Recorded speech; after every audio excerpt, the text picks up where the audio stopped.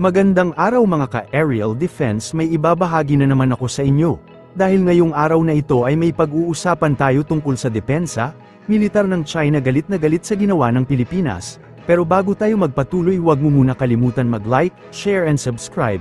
Manatiling nakatutok sa aming channel para updated ka sa balitang militar at West Philippine Sea. Ang Ministry ng Depensa ng China noong Biyernes ay hinimok ang Pilipinas na agad na itigil ang Pelagroso ngunit walang saysay na mga provokasyon sa South China Sea, at bumalik sa tamang paraan ng pagresolba sa mga hindi pagkakaunawaan sa pamamagitan ng dialogue. Ang mga pahayag ay naganap matapos sabihin ni Philippine Defense Secretary Gilberto Teodoro na ang pagtaas ng agresibo ng China sa pinag-aagawang karagatan ay nagdulot ng pinakamalaking banta sa pambansang seguridad ng bansa sa Southeast Asia.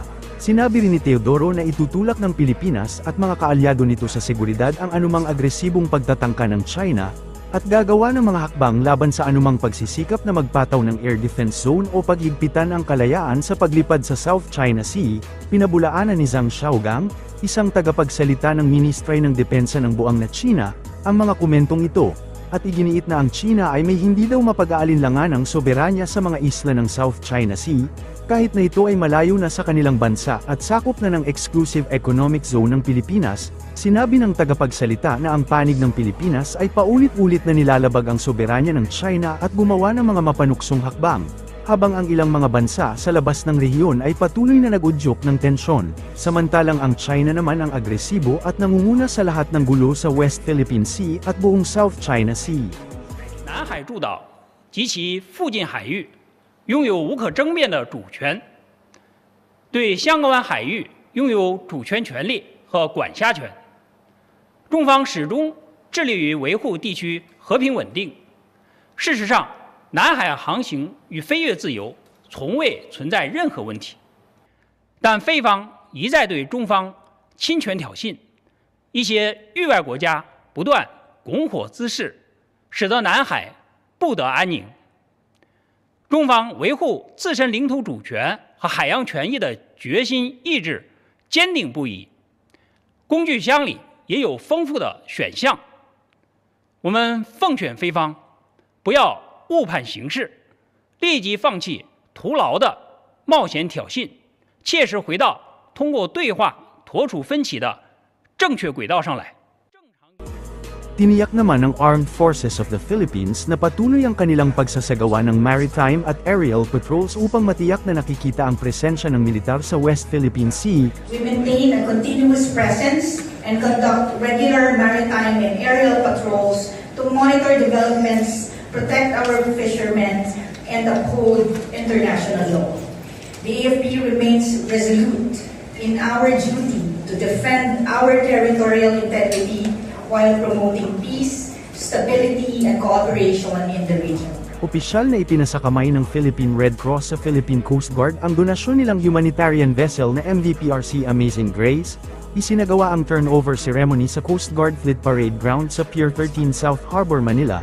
Malaking tulong ito sa PCG lalo na tuwing mayroong mga kalamidad na kanilang rerespondihan, ganon ay maaaring magamit sa pagdala ng mga pagkain sa ilang mga malalayong lugar. Pinasalamatan naman ni PCG Commandant Admiral Ronnie Hill Gavin ang PRC dahil sa bagong barko na kanilang natanggap na magagamit sa pagprotekta sa teritoryo ng bansa. It can only be partly used for other purposes as well. Yes, it will be the first of its kind. A multi-mission vessel for transport and humanitarian. Humanitarian vessel. First humanitarian vessel, yun ang pinakamaganda, sir. Sir, It can be used by them whatever they want to use it. Okay, sir. So gaano kahalaga yung ganitong additional complement o sa inyong fleet? Yes, very significant. Sa HADR, Humanitarian Assistance and Disaster Response, as what the chairman has mentioned, may mga areas na hindi reachable by land. May mga heavy cargo na hindi natin nadadala by air.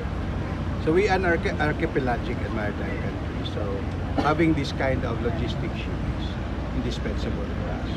For our other operations, marami din siyang potential use because it is a logistics. Excuse me, Admiral, let me just para malaman nila. This ship can be beach. Pupunta sa beach, ibababa yung rampa, lalabas lahat yung equipment dyan.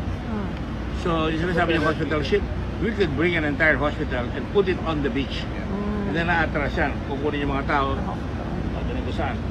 But this is a very practical ship that you can bring in any island na natatabaan. So, tutulong kami doon palagi. Kailangan na kami, we'll be there for we'll bring the nurses, the medical equipment, meron tayo, no? So, it really is, I hope that we can practice. You have to practice all these things. Hindi pwedeng basta-basta lang na. In fact, I was with the First Lady and I don't want to quote her. She did mention na pwede bang gamitin yan pag pupunta tayo sa mga may hirap na lugar, pag mag-outreach sa medical, pwede yan. Para sa mas madaming update tungkol sa ating depensa, paki-follow at like muna ng aming page na nasa description na ang link. Huwag mo na rin kalimutan mag-like, share and subscribe. Pindutin mo na rin ang bell para updated kayo sa aking mga bagong video. Maraming salamat po.